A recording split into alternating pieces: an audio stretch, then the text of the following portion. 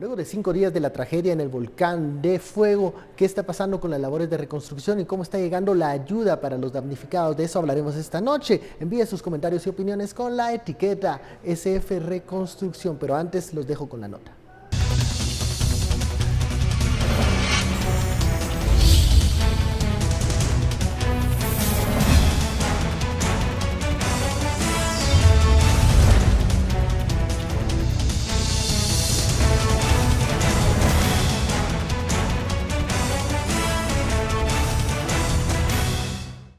En el kilómetro 92 de la Ruta Nacional 10 está el caserío El Porvenir, es parte de San Juan Alotenango en Zacatepeques.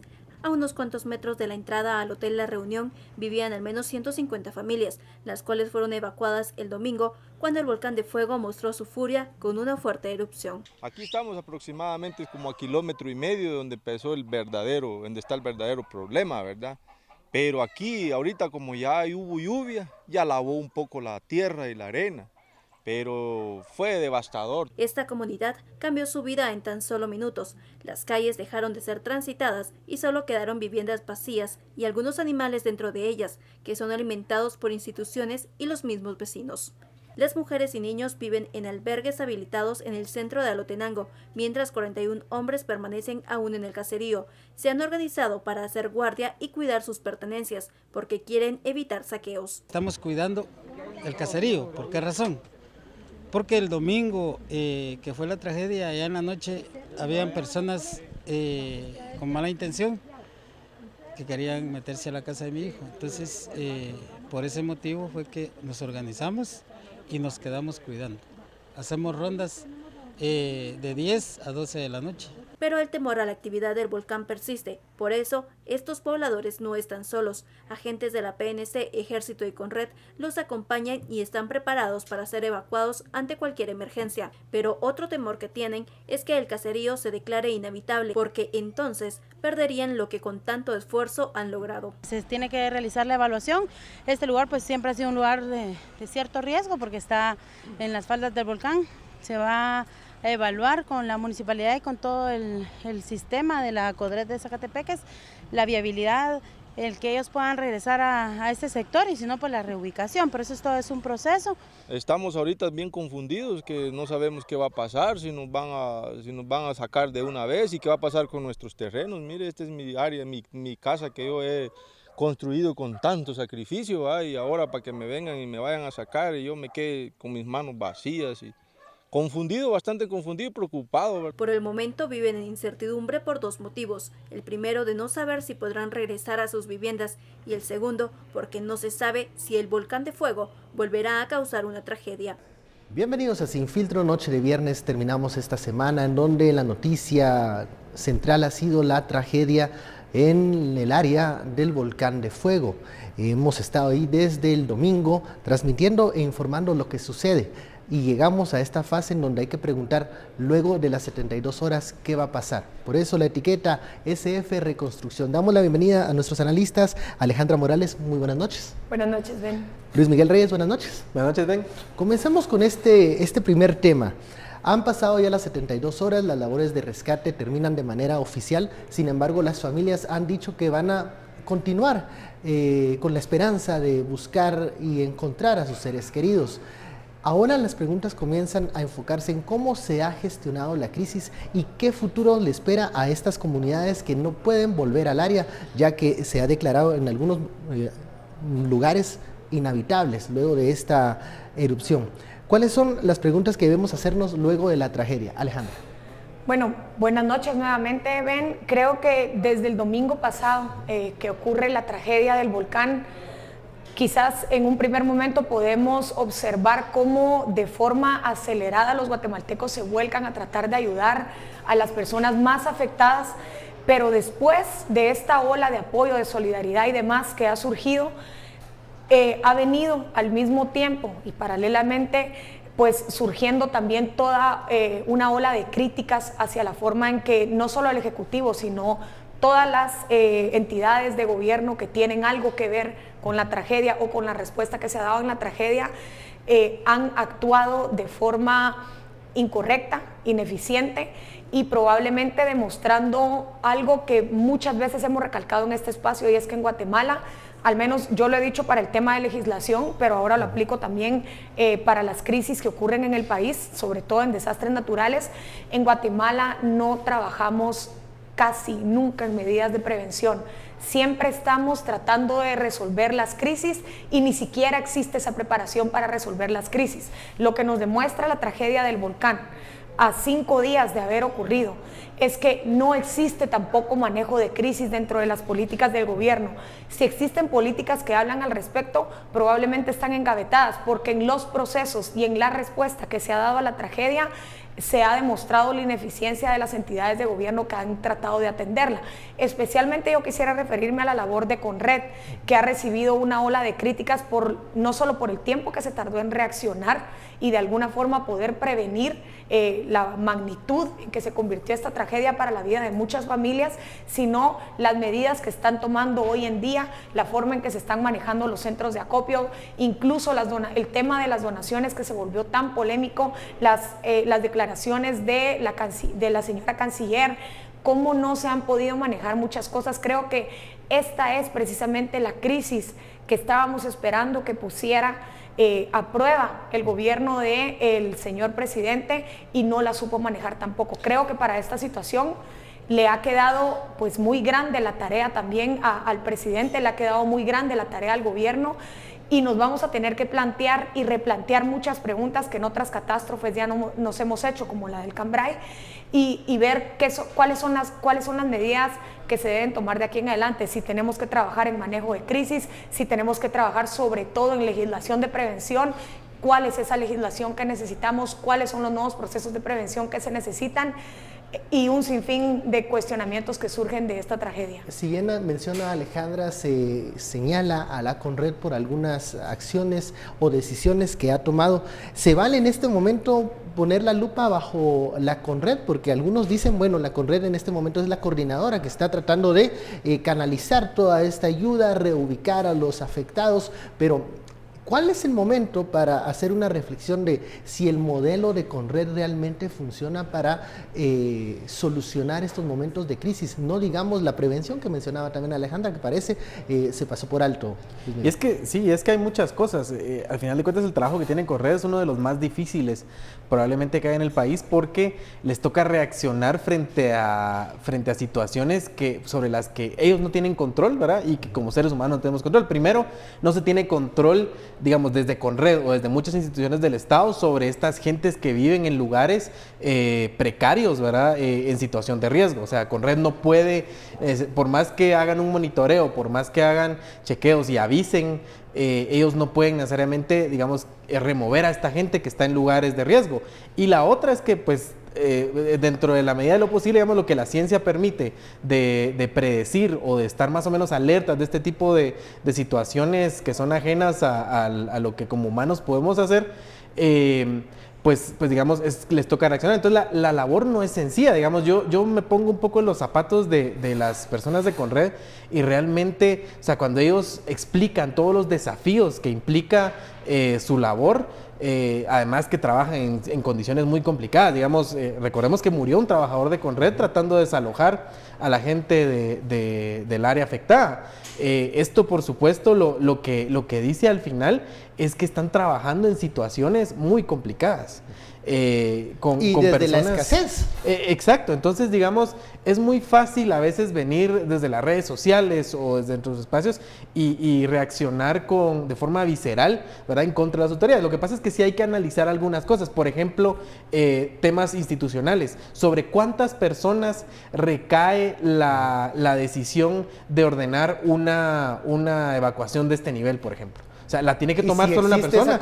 Exacto, solo el director. Por ejemplo, es correcto que solo el director de Conred sea la persona encargada de tomar una decisión tan importante. Luego, cada cuánto se reúne, si existe un consejo de seguridad o de prevención de desastres, cada cuánto se reúnen, ¿verdad? O sea, ¿quién más influye? ¿Quiénes toman la decisión en el terreno para es que este es un tipo poco el tema, de porque momentos? es que, y la otra es cuál es la forma como se comunica el INSIBUME con Conred, porque ese es otro tema, o sea, digamos, mandan boletines, ¿cuántos a la ¿Quién semana, los recibe? ¿verdad? ¿Quién los está ¿Cómo los leen? ¿Cómo ¿Quién toma la decisión? toman Entonces, acciones? ¿cierto? Entonces, digamos, todos esos temas hay que analizarlos de forma detenida y por los expertos, y además hacerlo no en momentos de crisis, porque ahorita es muy complicado, ahorita Conred tiene 1000 cosas que hacer. Claro, y no con el afán de buscar un culpable a quien yo creo que responsabilizar de todo. Alejandra. Ahora, hay un tema interesante en la reflexión que hace Luis Miguel y también la pregunta que planteaba Ben, porque muchos han puesto precisamente los ojos sobre Conred y pues las culpas naturalmente han sido trasladadas hacia esta institución. Sin embargo, se ha hablado también mucho de la forma de reaccionar del Ejecutivo ante la situación, cómo lo ha manejado la Presidencia de la República, y yo creería que sí hay una responsabilidad directa del Presidente de la República en los nombramientos que se han hecho desde que inició su gestión dentro de Conred, porque incluso personas de la administración, de la forma en que se administraban antes las cosas en Conred, o gente que ha salido desde que inicia la gestión de Jimmy Morales, ha dicho que se posicionó, se ha puesto en muchas de las posiciones de Conred, se nombró a personal que no está capacitado para atender este tipo de crisis y gente que no tiene conocimiento, que es un mal común de todas las instituciones guatemaltecas. Yo no voy a decir que solo ocurre en Conred, pero hay una responsabilidad directa, como la hubo con lo que ocurrió en el Hogar Seguro, en los nombramientos irresponsables que se hacen en las entidades que luego no pueden dar respuesta a los ciudadanos, sobre todo en momentos de crisis como lo es este.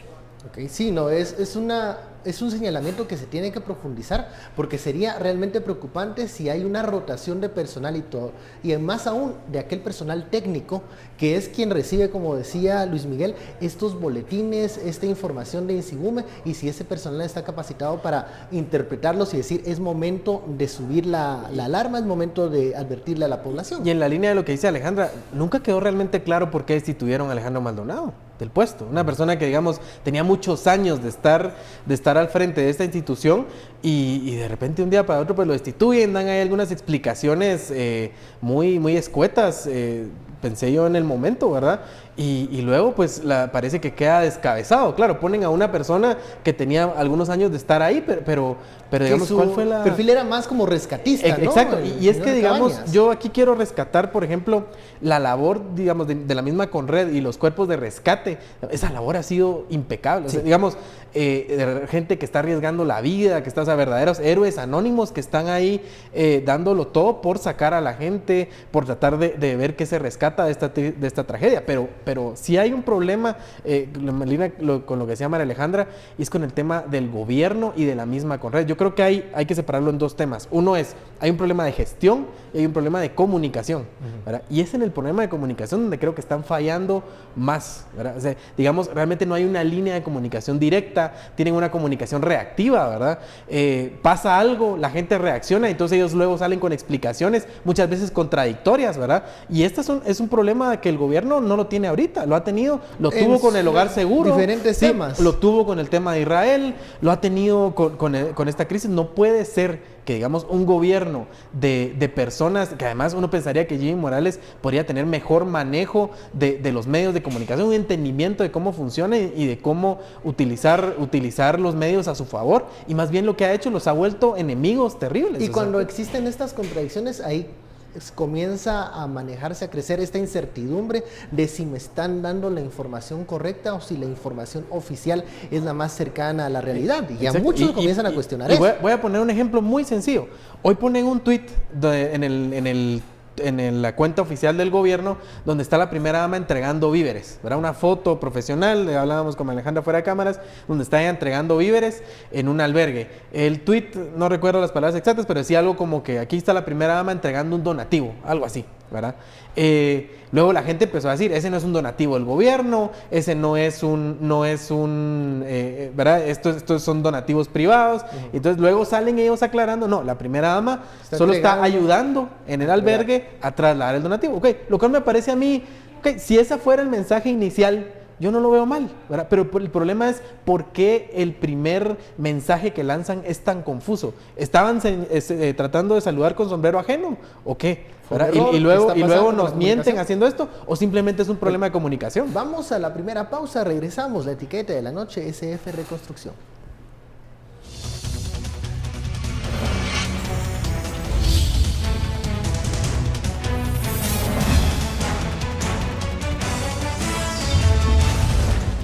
Regresamos a Sin Filtro, la etiqueta de la noche, SF Reconstrucción. Hablábamos en el bloque anterior sobre la comunicación y la gestión también de la crisis. Otro tema que evidencia debilidades institucionales, bueno, ayer se publicó por el medio Plaza Pública, digamos un poco, ellos describen qué sucedió en la finca La Reunión, donde se gestionó una evacuación muy eficiente. Y en parte de ese documento ellos mencionan que recibían mucho los boletines de Insibume porque ellos les daban energía eléctrica a Insibume cuando llegaba a hacer los monitoreos y también internet, entonces ellos tenían acceso a esa información. Uno ahí dice, ¿cómo las entidades como Insibume no tienen para la energía eléctrica y tienen que pues tener este tipo de asociaciones con fincas que les ayudan? Pero donde ves también una debilidad de estas instituciones técnicas que son quienes están monitoreando en el terreno lo que puede pasar y lo que está sucediendo. Qué bien que en la finca La Reunión se obtuvo esta información, se interpretó y se tomó una decisión acertada, evacuar a temprana hora. Pero esto no se repitió en el caso de las aldeas. También para hablar del tema de la debilidad institucional, de dos entes que entraron en conflicto esta semana, Insibume y Conred, que uno no entiende por qué se están diciendo cosas diferentes, Alejandra. Creo que lo que resalta de esta información que usted nos da, Ben, es, primero que nada, no solo es la mala comunicación que existe entre las mismas instituciones de gobierno y las entidades gubernamentales. Las vías de comunicación son muy malas, no puede ser posible que la entidad encargada de monitorear todo lo que está ocurriendo con volcanes, los desastres naturales y demás, no tenga una vía de comunicación directa y eficiente para poder comunicar al órgano que debe reaccionar a las crisis y a los desastres naturales. Si bien Insibume no puede prever, ya lo ha mencionado pues previamente, y desde los primeros días de esta semana hicieron mención en el Insibume que las alertas fueron enviadas. Pero volvemos a hablar entonces aquí de la prevención. La prevención no pasa únicamente por tratar de prever este tipo de desastres naturales o tratar de trabajar en las crisis. La prevención pasa también porque cada uno de los funcionarios que trabajan y laboran dentro de estas instituciones lo hagan con condiciones dignas. Y las condiciones dignas que se den a estos funcionarios van a determinar también en gran medida la capacidad que ellos tengan para reaccionar a las distintas situaciones. Una entidad, por más que se hagan los monitoreos, si no se tienen los recursos para hacerlos y dar respuestas al 100%, no pueden ellos tampoco responder a la crisis. Si no existen los canales de comunicación establecidos para que puedan llevar su información, por ejemplo, Insibume a Conred, no vamos a poder tampoco atender las crisis. Si ellos no tienen los recursos suficientes, como uno tan vital que es la energía, para que esta institución pueda trabajar, no esperemos que se pueda responder a este tipo de crisis. Entonces, una vez más estamos hablando de prevención, pero la prevención no pasa únicamente por crear legislación, porque creo que esa es una muy mala costumbre que tenemos los guatemaltecos, esa maña de sobrelegislar. Creemos que todos nuestros conflictos se van a resolver haciendo nuevas leyes y no es así. El problema de Conred, el problema de Insibume no lo van a resolver nuevas leyes. Eso creo que lo tenemos que tener muy claro los guatemaltecos.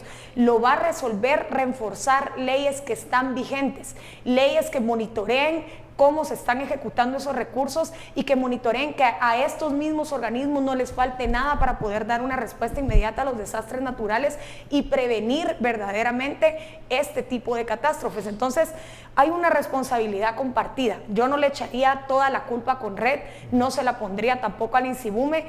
Hay una responsabilidad compartida en esta catástrofe, en donde pasa el Ejecutivo, Conred, Insibume, municipalidades y demás órganos que pudieron atender esta crisis en un momento temprano, empezando por las licencias de construcción que se dieron para construir en las faldas de un volcán. Yo creo que es un volcán activo, Segundo lugar, que creo que esa es una pregunta que se debe resolver, pero es una culpa realmente compartida y que pasa por, digamos, la crisis que observamos hoy en día está íntimamente relacionada a la ineficiencia que existe en muchos procesos, no solo los procesos y protocolos de reacción, sino los procesos y protocolos de prevención también. ¿Es como también. un calco que se repite en institución a institución, Luis Miguel?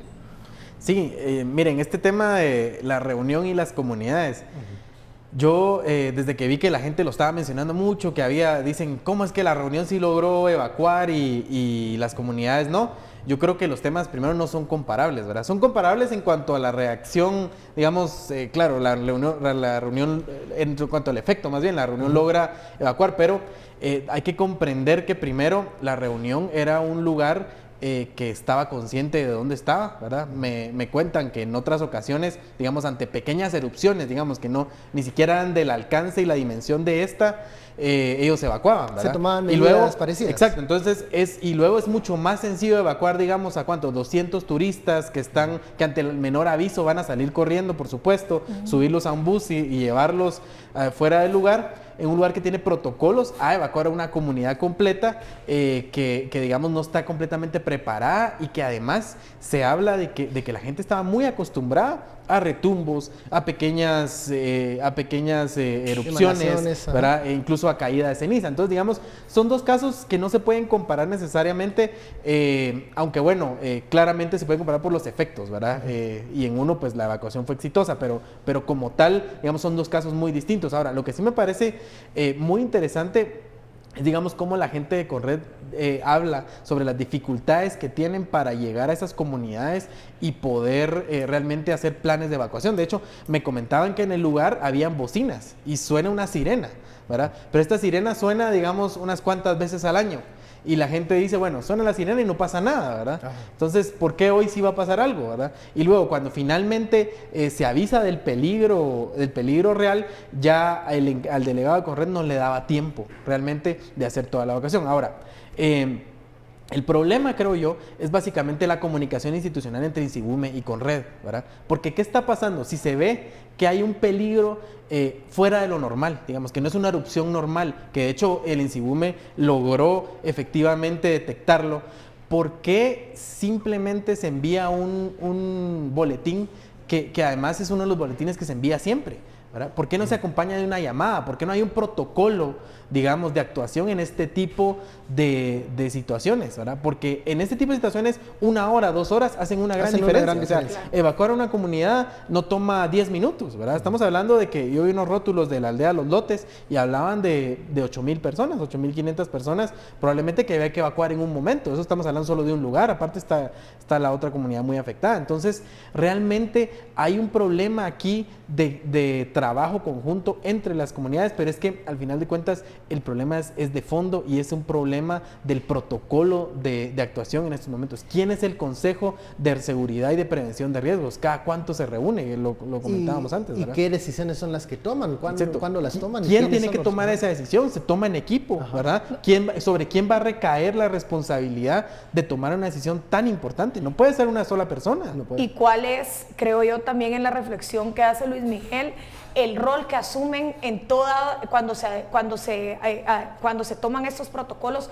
¿Cuál es el rol activo que tienen los comunitarios cuando surgen estas crisis? Porque los miembros de las comunidades son también importantes, la forma en que ellos trabajen las políticas de prevención, que las autoridades les puedan trasladar en un tiempo prudente, es decir, cómo se está estableciendo esa comunicación con los comunitarios, o únicamente los ven Conred e INSIBUME cuando ocurren estas crisis, es decir, cómo estamos manejando también la prevención a nivel comunitario para que no ocurran estos casos, y que hemos podido ver algunos testimonios que resulta siendo muy doloroso también, de personas que no pudieron o no supieron medir la magnitud de lo que estaba ocurriendo y no quisieron salir de sus casas por no perder pues sus bienes materiales también. Entonces, ¿cómo estamos manejando la comunicación que llega a los comunitarios? ¿Cómo los estamos capacitando para que ellos tengan la posibilidad de reaccionar ante estos catástrofes y ante las señales que puedan estar enviando la naturaleza? Otro ejemplo de cómo reaccionan muchas veces las autoridades y la población a estas alertas, a estas advertencias, fue el día siguiente cuando se dio una evacuación que fue por demás desordenada, que qué bueno que no sucedió ningún accidente en esa huida, porque no era una evacuación en donde se estaba ordenando a las personas de una forma segura que abandonaran los albergues y sus casas, sino que simplemente todo el mundo tomó lo que podía y corría, porque tenían información cruzada de que venía otro lajar hacia las comunidades. Y entonces uno se pregunta, luego de que sucedió la tragedia, esta evacuación fallida nos vuelve a demostrar que no están funcionando entonces del todo estos ejercicios que se están haciendo para realizar evacuaciones de forma eficiente. Sí. No están sirviendo esos ejercicios que se hacen para tener a las comunidades seguras y ya con un protocolo de respuesta claro. Y ni siquiera está pasando en áreas urbanas. Digamos, miren el ejemplo de Escuintla, ¿verdad? Cuando hubo una advertencia de que posiblemente había que evacuar Escuintla, si la situación se ponía más complicada, ¿verdad? Al parecer alguien dio una señal de alerta en algún medio de comunicación local, me imagino que fue, o algo por el estilo. O sea, no está clara la información tampoco de qué fue lo que sucedió, pero lo que cuentan personas que estaban en el lugar es que el lugar se volvió un caos. O sea, la gente corriendo por las calles, un tráfico terrible porque todo el mundo queriendo pues llegar a sus casas, salir de los lugares. Ahí sí hace falta la autoridad para que diga, momento, estamos en este nivel, o sea, de alerta y vamos a realizar esto. Y la autoridad en diferentes niveles, porque ¿cuál es el papel de la municipalidad, por ejemplo? O sea, ¿cuál es el canal oficial de comunicación de la municipalidad? ¿Tienen esos contactos con los medios de comunicación locales para poder convertirse los medios en difusores de información oficial? Porque es que ese es el problema. Al final de cuentas, digamos, lo que pasa hoy es que, claro, hay tantas formas de comunicarse, redes sociales, a través del internet, a través de diferentes radios, incluso comunitarias, pero ya no es como antes, ¿verdad? Que se hacía una cadena de radio nacional y bueno, y ahí todo el mundo se enteraba de todo, pero hoy, digamos, las comunidades tienen que ser más creativas en hacer esos enlaces con las diferentes formas, los diferentes medios de comunicación que existen para poder lanzar comunicación oficial, pero es que le está pasando al gobierno central, ya nos podemos imaginar cómo estarán las municipalidades, por ejemplo. Vamos a la pausa, una pausa y regresamos con este tema, la etiqueta SF Reconstrucción. Hablaremos también de la respuesta de los guatemaltecos a esta catástrofe.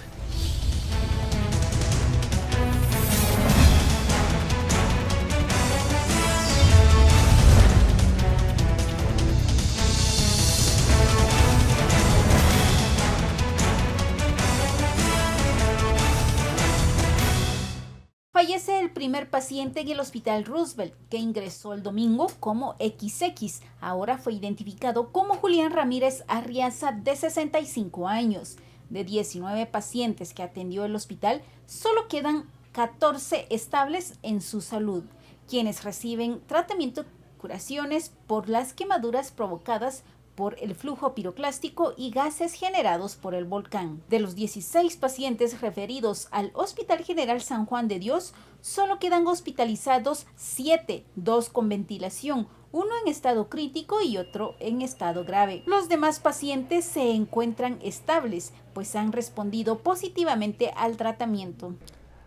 Seguimos en Sin Filtro, gracias por su sintonía. En los bloques anteriores hablábamos del tema de la prevención, ahora abordemos la respuesta de los guatemaltecos. Ya lo mencionaba Alejandra al inicio, fue impresionante cómo de manera espontánea los guatemaltecos respondieron reuniendo víveres, instalando centros de acopio para llevar ayuda a los damnificados.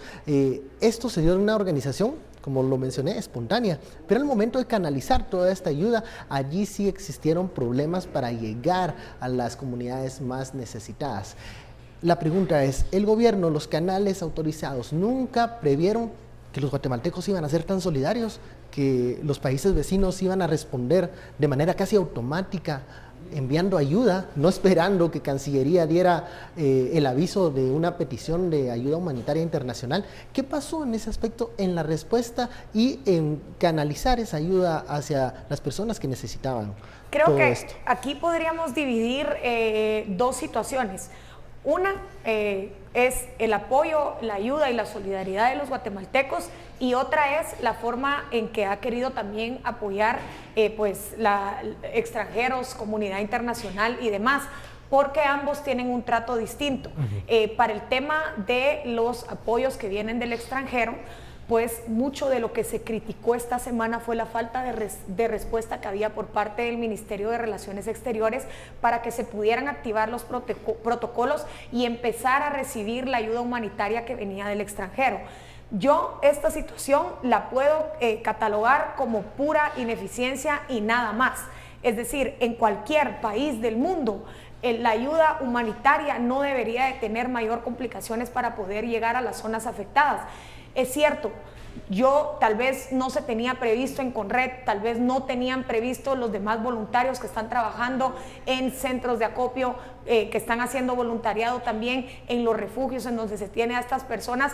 Quizás el apoyo ha sido mucho más grande que en otras ocasiones, porque yo creo que la solidaridad de los guatemaltecos no la descubrimos este lunes. La solidaridad de los guatemaltecos es una cualidad que hemos manifestado en distintas tragedias, pero una vez más vemos que no existen. Dentro de las medidas de prevención deben de considerarse también los protocolos de cómo se van a trabajar en las tragedias, los apoyos que sean enviados tanto del exterior como los apoyos locales que se reciban. En el caso del Ministerio de Relaciones Exteriores, pues yo creería que ahí sí fue una gran ineficiencia, una mala actitud por parte de la canciller, que creo que esa ya es una característica de ella, ya es lo común verla salir a dar las declaraciones con mala cara, pero aquí estábamos hablando de apoyo humanitario que personas del extranjero estaban queriendo enviar, no solo gobiernos del extranjero, el gobierno mexicano, el gobierno de los países hermanos y demás, que se comunicaron para enviar de inmediato ayuda a Guatemala. No es posible que le estemos dando una respuesta a las autoridades en el extranjero en donde les digamos, mire, su ayuda no la podemos recibir porque Cancillería no ha activado los protocolos. Esas son cuestiones que esos protocolos deberían de activarse paulatinamente, pero deberían de ir todos inmediatos, digamos. Como reloj, sí, digamos. Como un reloj. Si activo ahorita el protocolo para atender la crisis, activemos de una vez los protocolos para recibir la ayuda. En el tema de las aduanas, de estos camiones que regresaron, creo que fue día martes o miércoles, pasó algo como lo que mencionaba Luis Miguel. O sea, se denuncia por redes sociales porque lo hizo este grupo de salvadoreños, era un grupo de un sacerdote religiosa, así sí. es, Sí. en donde, bueno, dicen, nos tuvimos que regresar porque no nos dejaron ingresar la donación por este papeleo que hace falta. Después es que la información oficial dice, no, nosotros mañana íbamos a activar el protocolo. Entonces da la impresión que nuevamente el gobierno está reaccionando a una denuncia que se estaba realizando en redes sociales. ¿Qué pasa si este grupo no hubiese dicho que no pudo ingresar? ¿Cuándo se iba a activar el protocolo? ¿Jueves, viernes? Era ese mismo día. Estaba planificado que esa mañana la canciller iba a activar estos protocolos. Ya queda la sombra de la desconfianza de que no se están tomando las medidas correctas. Luego, también algo que se señaló ayer fue que el gobierno comienza a tomar el control de los albergues mediante el Ministerio de Desarrollo Social. Una situación que a algunos incomodó porque está la sombra de la mala gestión que ha realizado el MIDES, no solo en esta administración, también en la administración pasada. Entonces, decimos, tiene que tomar alguien el control, pero es el MIDES, el ente encargado, más capacitado, más transparente para entregar la ayuda que cientos de guatemaltecos han reunido. Esto no viene del gobierno. Casi que mejor dénselo a los voluntarios. Entonces, pero ahí está el debate con... Tampoco como se reunió de forma espontánea, se tiene que distribuir de forma espontánea porque no existiría un orden, pero es que los guatemaltecos tenemos esa suspicacia, esa duda de cómo la va a distribuir el gobierno y más si metemos al MIDES. Luis Miguel.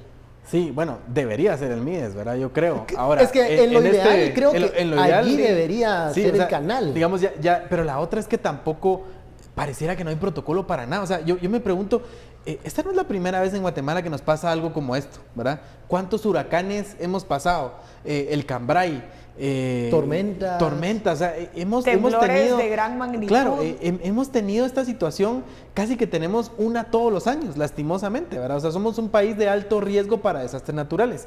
Y entonces pareciera que no hay protocolos en ese sentido. Digamos, ¿quién administra la ayuda? ¿Cómo se administra? ¿verdad? Y luego la otra es, de repente está el proceso de comunicación, ¿verdad? Porque pareciera como que las cosas son nuevas. Estaban diciendo que el ejército iba también a entrar a administrar algunas cosas. Y luego, pues nos dice gente de Correos, miren, eso es más o menos normal, ¿verdad? Pero ¿por qué no se publica, se comunica al gobierno de Guatemala cuál es el protocolo normal? Miren, estos son los pasos a seguir, esto es lo que vamos a hacer. En lugar de eso, el gobierno de Guatemala lo que está haciendo es haciendo una comunicación de símbolos errados además. ¿Por qué? Porque quieren exaltar la imagen de la primera dama entregando víveres en lugar de servir como un canal de comunicación oficial en estos tiempos, de tomar un poco de seriedad respecto a su comunicación. Y luego la otra, el otro día el presidente de la República va al lugar de los hechos a entregar un donativo, que no es un donativo, ¿verdad?, de botas a los bomberos, y para eso, según vi, detienen las labores de rescate por cierto tiempo. El presidente hace esperar 1 hora y media a la gente que estaba ahí esperando las botas para hacer un acto simbólico de entrega de botas. Disculpe, señor presidente, pero no estamos en momento de esos símbolos. O sea, hay una emergencia, hay gente que a los que esos minutos, esas 1 hora y media que él hizo esperar a la gente, le puede significar la vida. Y usted prefiere ir a darse un baño de aplausos ahí.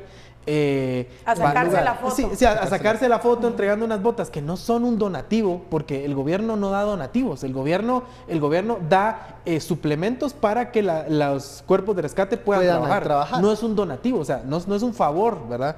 Un donativo es algo que hace una empresa privada, algo que hace... él hubiera sacado una vez más su chequera. Exacto. Un donativo es lo que hacemos nosotros, o si usted va a donar su sueldo, pues es un donativo, pero, señor presidente, no estamos en momento de esos actos simbólicos, estamos en momento de acciones reales, y verdaderamente a mí me da mucha pena ver ese tipo de cosas en estos momentos. O sea, tomen un poco de seriedad respecto a su trabajo.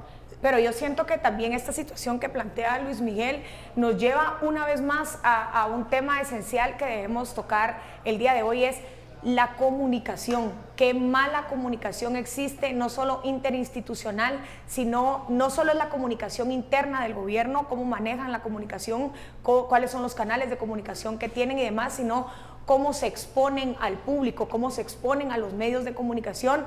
Yo me atrevería a decirle al señor presidente, sus peores enemigos no son los medios de comunicación, no son los analistas de este espacio, no son las críticas que recibe en los medios impresos y demás. Sus peores enemigos son sus asesores de comunicación, porque se cometen errores una y otra vez.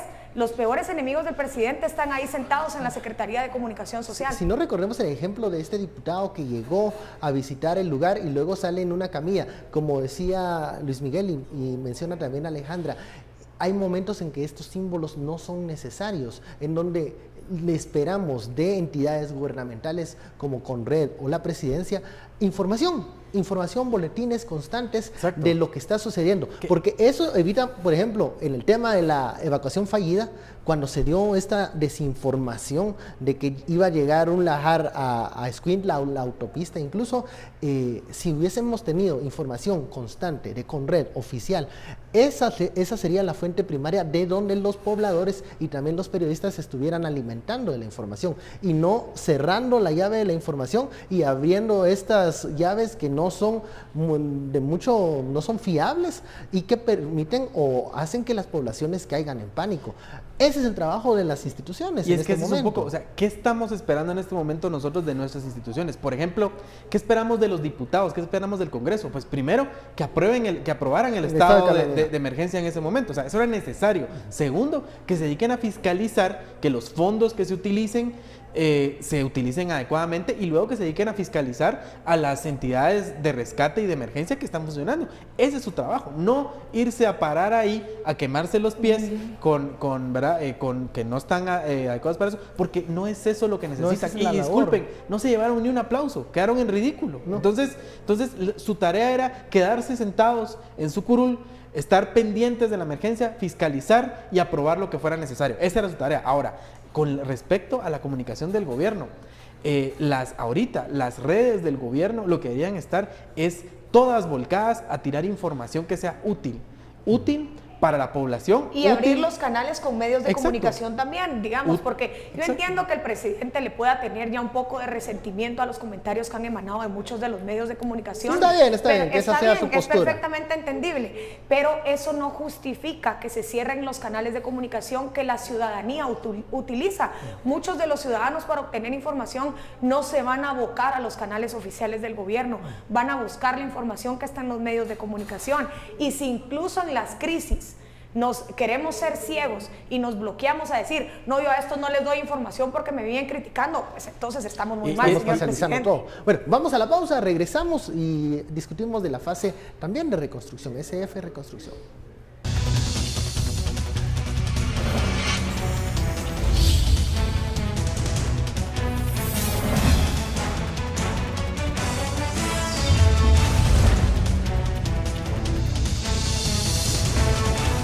Regresamos a Sin Filtro, la etiqueta SF Reconstrucción.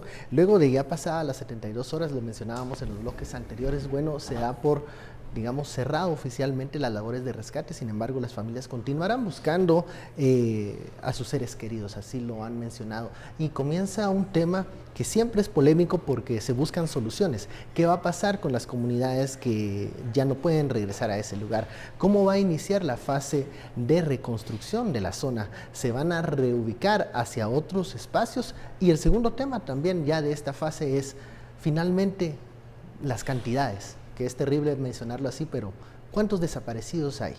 ¿Qué cifras tenemos finales? Y ya hay mucha duda respecto a la información oficial que está dando el gobierno central. Comencemos primero con la reubicación de las familias. ¿Cómo no dejarlos en el olvido, como ha pasado en otras tragedias, sin ir tan lejos el Cambrai? ¿Cuánto costó reubicar a las familias luego de esa tragedia, Alejandra? Ahí hay una responsabilidad bastante importante que recae no únicamente sobre las autoridades que el día de hoy están manejando la tragedia, sino recae también sobre otros órganos, como por ejemplo el legislativo, que ya lo mencionaba Luis Miguel en el bloque pasado, tiene una responsabilidad directa sobre la fiscalización y la forma de ejecución de los recursos que se asignen ahora a la tragedia. No únicamente los recursos que han sido asignados por la emergencia, sino sobre las decisiones futuras que se van a tomar también. Si se va a reubicar a estas familias, si se va a iniciar un nuevo proyecto de construcción para poder ubicarlas y darles vivienda, en dónde se va a hacer, cuánto se va a utilizar, cómo se va a ejecutar ese presupuesto, qué fondos serán utilizados y demás. Es una cuestión que debe de ser fiscalizada por el Congreso de la República, por la misma Contraloría General de Cuentas, y que va a necesitar también la fiscalización directa de nosotros los guatemaltecos en la forma en que se trabaje el futuro de estas personas. Eso es un tema importante, pero otro tema importante que creo que debemos empezar a tratar también es cómo se van a tratar esos terrenos o el territorio, digamos, que quedó destrozado luego de la erupción del volcán, que llama a una reflexión importante no solo sobre las familias que lo han perdido todo, sino sobre otras comunidades que en esta ocasión no se vieron afectadas, pero que siguen estando ubicadas en las faldas del volcán, y ha quedado demostrado que no podemos exponer, si hay cualquier forma de prevenir estos riesgos a los cuales están expuestas las comunidades, debe de trabajarse en ello. Pero este es un trabajo conjunto que viene de la mano, no solo de instituciones públicas, sino también de la fiscalización que hagan los guatemaltecos, y aquí yo creo que viene mucho también el compromiso que tengamos los guatemaltecos con las personas que se han visto afectadas con la crisis. Segundo, y que lo mencionaba Ben, queremos saber también que la información que emane de los órganos que manejan la información oficial sea verídica, porque se ha filtrado mucha información en donde las personas dicen, bueno, el gobierno habla de 75 muertos, el gobierno habla, nos da algunas cifras que no parecen encajar con lo que muchos voluntarios, periodistas y demás han podido observar. Si tuviéramos los datos del censo, sabríamos con mayor exactitud cuántos comunitarios había en las faldas del volcán. Pero al día de hoy no se tiene una estimación concreta de cuántas vidas pudieron haberse perdido, de cuántas personas hay en realidad desaparecidas, de a cuántos números asciende los damnificados y demás. Entonces, hay una responsabilidad muy importante, no solo por parte de las autoridades de gobierno, sino por parte de los entes fiscalizadores, dentro de los cuales está también la sociedad civil. Ayer lo mencionaba Daniel acá en este espacio, que sería muy preocupante si el gobierno está tratando de ocultar información en este sentido. Reconocemos las limitaciones que existen, lo mencionaba Alejandra, no hay un censo actual, no hay cifras recientes, datos que nos permitan cuantificar o saber a ciencia cierta la cantidad de comunitarios que vivían en las faldas del volcán, pero eso es un tema muy aparte a un intento tal vez de tratar de ocultar información para no dar, digamos, la magnitud exacta de esta tragedia. Esperemos que eso no esté pasando, y si pasa, sería muy preocupante, Luis Miguel. Eso sería muy delicado. Miren, aquí hay dos temas, porque por un lado hay un problema, ¿verdad? Estamos en una situación todavía de mucho caos, de mucho problema institucional, y yo lo que entiendo es que las muertes oficiales, los datos oficiales, es la gente que el gobierno ha logrado, digamos, han logrado recuperar algunos cadáveres, ¿verdad? Y que INASIF pues hace su trabajo y ya sacan cifras oficiales y las dan a Conred, ¿verdad? Entonces, esa es la cifra oficial de muertos. Yo, digamos, no creo que estén mintiendo en ese sentido. Ahora, lo que sí creo y que creo que ellos deberían aceptar también es que no se sabe realmente cuánta gente había ahí, ¿verdad? O sea, no hay un dato exacto de cuánta gente vivía en el lugar. Yo vi un rótulo, lo comentábamos hace poco, ¿verdad? El de Alotes, que habían 8.500 personas. ¿Quién sabe realmente? De hace muchos años, sí, que era exacto, de la comunidad. Puede ser el doble, ¿verdad? O sea, ¿cuánto tenía ese rótulo de estar ahí? Entonces, no se sabe realmente, pero ahí sí el gobierno debería ser, creo yo, honesto y decir, miren, a estas cifras oficiales llegamos de la siguiente manera, ¿verdad? El resto simplemente no sabemos, no podemos determinarlo. Sucedió en el Cambrai, ¿verdad? En el Cambrai se hablaban de 600, 700. ¿Y cuáles son las cifras oficiales? Yo recuerdo que se quedaron alrededor de 300 la cifra y algo, ¿verdad? Final, sí, la cifra final, pero se hablaba en un momento de 700 personas, de 600. Entonces, esto pasa, ¿verdad? O sea, es comprensible que haya un problema de llegar al dato exacto, ¿verdad? Porque incluso el tema de los desaparecidos también es complejo, ¿verdad? Porque eso implica que haya gente que reclame, miren, ¿dónde está tal persona? Está desaparecida, ¿verdad? Y a lo mejor esto no se ha logrado, pero lo que debería haber de nuevo es una política de comunicación clara y explicar, miren, esto sucede así, ¿verdad? O sea, que tenemos problemas. Ninguna duda, exacto, ninguna porque ¿por qué nos van a dejar con la duda de que si habían 8.000 personas y nos están diciendo que solo murieron, que hay 2.000 albergados y que solo murieron 100? ¿verdad? Y es que además, ¿dónde están el resto? Como consejo para las autoridades, yo creo que la ciudadanía, la opinión pública, el pueblo en general va a agradecer muchísimo más la información así alerte, transparente, que ofrezcan las autoridades que una mentira, porque yo creo que las mentiras no la van a tolerar. Entonces, la única vía para tratar y dar la información oficial debería de ser la de la transparencia, porque si no lo vamos a hacer con transparencia, podría estarse incurriendo incluso en delitos. Y miren, hay que reconocer las debilidades institucionales, el mismo gobierno puede reconocerlas. Miren, o sea, hay un problema, no sabemos, no tenemos un censo, o sea, no se ha hecho, eso no es responsabilidad solo de este gobierno, o sea, tenemos